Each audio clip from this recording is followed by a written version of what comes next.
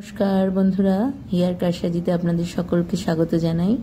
আবারও চলে এসেছি আরেকটি নতুন ব্লগ নিয়ে। এবছর অনেক বছর বাদে আবার শিবরাত্রি করলাম, আর এবছরে আমার সঙ্গী ছিল আমার ছোট্ট হিয়া। আসলে হিয়ার জন্মের পরে 2 বছর লকডাউন কেড়ে নেয়, তো তারপরে একটা বছর আর হয়নি। এই বছর ভাবলাম শিবরাত্রিটা করি। আসলে মহাদেবের ইচ্ছার বিরুদ্ধে কিছু হয় না, হয়তো ওনার ইচ্ছা ছিল এটাই।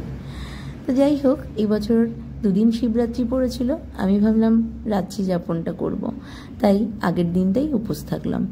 আগের দিন উপোস থেকে আমি নিজে হাতে বাজার করে বাবার প্রিয় জিনিসগুলো সংগ্রহ করে সন্ধেবেলায় মেয়েকে নিয়ে চলে গেলাম। আমাদের এই মন্দিরটা প্রতিদিন হয়তো আসা হয় না, আর যখনই সময় পাই চলে আসি। এটা খুব একটা দূরে নয়, আমরা যে জায়গাটায় থাকি সেই এলাকার মধ্যেই।